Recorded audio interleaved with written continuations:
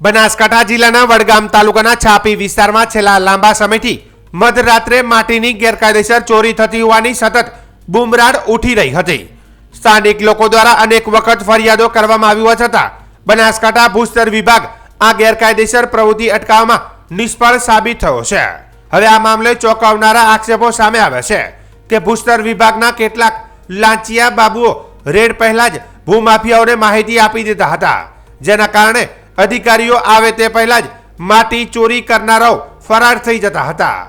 સૂત્રો મુજબ આ કારણે ભૂસ્તર વિભાગના અધિકારી ગુરપ્રીતસિંહને આ ભૂમાફિયાઓ હંમેશા હાથ તાળી આપી જતા હતા, પરંતુ છાપી પોલીસ સ્ટેશનના પીઆઈ કેપી પરમારની નજરથી આ ભૂમાફિયાઓ બચી શક્યા નથી. થોડા મહિના અગાઉ પીઆઈ પરમાર દ્વારા 3 વાહનો પકડી પાડવામાં આવ્યા હતા, જેમાં અંદાજે 56,000 રૂપિયાની માતબર રકમનો મેમો ફટકારવામાં આવ્યો હતો. આ કાર્યવાહી બાદ પણ ભૂમાફિયાઓ સુધર્યા નહીં હોય તેમ ગત મોડી રાત્રે ફરી એકવાર પીઆઈ કેપી પરમારને મળેલી ચોક્કસ બાતમીના આધારે છાપી પોલીસ સ્ટેશન વિસ્તારમાંથી 2 આઈવા ટ્રક ઝડપી પાડવામાં આવ્યા હતા. આ બંને ટ્રક કોઈપણ પ્રકારની રોયલ્ટી ચૂકવ્યા વિના માટીની ખેપ મારી રહ્યા હતા. પોલીસે બંને ટ્રક જપ્ત કરી છાપી પોલીસ સ્ટેશન ખાતે લાવી કાયદેસરની કાર્યવાહી હાથ ધરી હતી. આ કાર્યવાહી દરમિયાન વધુ ચોંકાવનારી વિગતો સામે આવી છે કે એક ટ્રક પર બંને બાજુ નંબર પ્લેટ ન હોવાનું જણાવ્યું છે.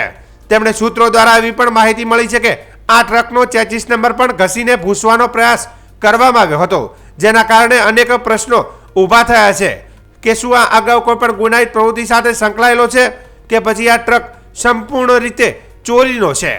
આ સમગ્ર ઘટનાને લઈને લોકમુખે ચર્ચા તેજ બની છે કે છાપી વિસ્તારમાં બેફામ રોયલ્ટી ચોરી ચાલી રહી છે. એક તરફ છાપી પોલીસ સતત કાર્યવાહી કરી રહી છે, તો બીજી તરફ બનાસકાંઠા ભૂસ્તર વિભાગ કેમ આવા ભૂમાફિયાઓને છાવરી રહ્યું છે?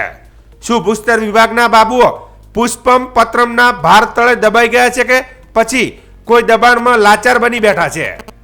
હવે જોવાનું રહ્યું કે બનાસકાંઠા ભૂસ્તર વિભાગ પોતાની આળસ માંડીને છાપી વિસ્તારમાં બિલાડીની ટોપ માફક ઉગી નીકળેલા ભૂમાફિયાઓ પર વાસ્તવમાં અંકુશ લગાવી શકશે કે પછી આ ગેરકાયદે માટી ચોરીનો ધંધો યથાવત એટલે કે ચાલુ રહેશે?